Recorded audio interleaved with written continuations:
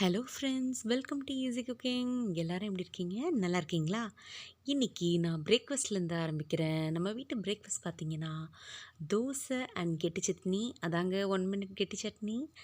அப்புறம் omelette, pepper போட்ட omelette. இன்றைக்கி பருப்பு கீரை மசியல் எவ்வளோ ஃபாஸ்ட்டாக செய்யலாங்கிறத நான் காட்டுறேன். ஃபஸ்ட்டு ஒரு பேனில் ஒரு அரை கப் அளவிற்கு பாசிப்பருப்பு அதை நல்லா கழுவி ஸ்டவ் ஆன் பண்ணி பற்ற வச்சுருங்க. ஆன் பண்ணி வேக வச்சுட்டு இப்போது நான் கீரையை நல்லா வாஷ் பண்ணி இன்னொரு கடாயில் எடுத்து ஆன் பண்ணிக்கிறேன்.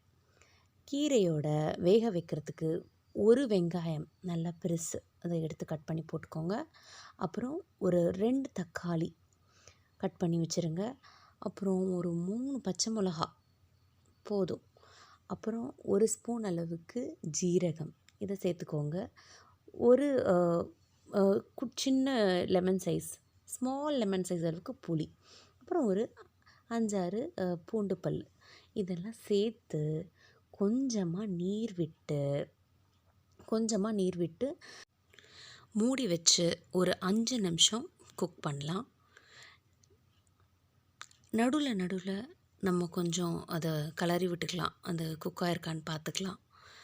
இப்போ பார்த்திங்கன்னா இதை நான் நடுவில் செக் பண்ணுறேன், இது வெந்திருக்கா அப்படின்னுட்டு. இந்த பச்சை கலர் சேஞ்சு ஆகக்கூடாது, அதுதான் முக்கியம் கீரை சமைக்கும் போது. ஓகே ஃப்ரெண்ட்ஸ், இப்போ பக்கத்தில் இருக்கிற இந்த பாசிப்பருப்பு அதில் கொஞ்சம் ஒரு ஸ்பூன் அளவுக்கு பெருங்காயத்தூள் சேர்த்துக்கிறேன். அதை நல்லா கிளறி விடலாம். இப்போ பார்த்திங்கன்னா இது நல்லா குக் ஆகிடுச்சு. இந்த கீரை சமைக்கிறதுக்குள்ளே இதுவும் ரெடி ஆகிடுச்சு. இவ்வளோ சீக்கிரமாக இது 2த்தையும் சமைச்சிட்டோம் பார்த்திங்களா. இப்போ இந்த கீரையும் குக் ஆகிடுச்சு.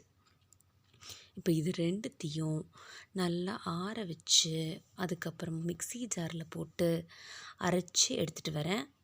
இப்போ நம்ம கடாயை ஆன் பண்ணிக்கலாம். கடாயில் ஒரு ஸ்பூன் அளவுக்கு எண்ணெயை சேர்த்துக்கிறேன். அதில் ஒரு கடுகு ஒரு அரை ஸ்பூன் அதை போட்டுக்கலாம். அப்புறம் 2 காஞ்ச மிளகாய், உளுத்தம்பருப்பு ஒரு ஸ்பூன் சேர்த்து வதக்கிடலாம். இப்போது நம்ம அரைச்சி வச்சுருந்த கீரையை இதில் சேர்த்துக்கலாம். கொஞ்சம் தண்ணி மிக்ஸ் பண்ணி வாஷ் பண்ணி இதெல்லாம் சேர்த்துட்டேன். அவ்வளோதான் ஃப்ரெண்ட்ஸ். இப்போ குக் ஆகிடுச்சு. 5 மினிட்ஸ்க்குள்ளே இதை ரெடி பண்ணிடலாம். ரொம்ப ஈஸி. கீரை இதை டெய்லி வாஷ் பண்ணி க்ளீன் பண்ணி செய்கிறதுக்கு கஷ்டமாக இருந்துச்சுன்னா இந்த மாதிரி கோங்குரா தொக்கு அவைலபிளாக இருக்குது. இப்போது அடையார் அனந்த பவன் அந்த மாதிரி கடையிலலாம் இப்போது கோங்குரா தொக்கு அவைலபிளாக இருக்குது. இது ரொம்பவே நல்லா இருக்குது. வீட்டில் பெரியவங்க இருந்தால் கீரை, குழந்தைங்களுக்கெல்லாம் கீரை டெய்லி செஞ்சு கொடுக்கணும்.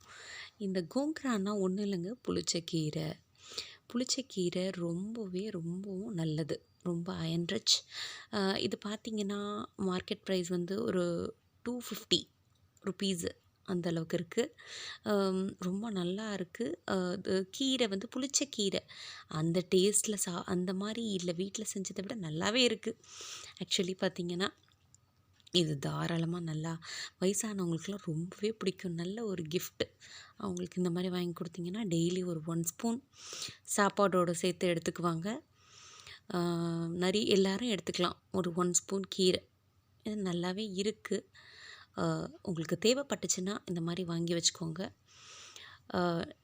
எங்கள் வீட்டில் இருக்க பெரியவங்களுக்கெலாம் இது ரொம்ப பிடிக்கும். அதனால் இதை நான் வாங்கி வச்சுருக்கேன். கோங்குரா டெய்லி செய்ய முடியாது, ஆனால் எப்பயாவது இந்த மாதிரி ஒரு பாட்டில் இருந்துச்சுன்னா ஒரு 10 டேஸில் கன்சியூம் பண்ணிடலாம். உங்களுக்கு இந்த வீடியோ கண்டிப்பாக பிடிச்சிருக்கும்னு நினைக்கிறேன். இந்த மாதிரி யூஸ்ஃபுல்லான ப்ராடக்ட்ஸ் ஏதாவது மார்க்கெட்டில் இருந்துச்சுன்னா கண்டிப்பாக உங்களுக்கு நான் எடுத்து போடுறேன். இந்த மாதிரி யூஸ்ஃபுல்லான வீடியோஸ் பார்க்கணும் அப்படின்னா மறக்காமல் நம்மளோட DDKK ஈஸி குக்கிங் சேனலை மறக்காமல் சப்ஸ்கிரைப் பண்ணுங்கள். தேங்க்ஸ் ஃபார் வாட்சிங். See you, bye.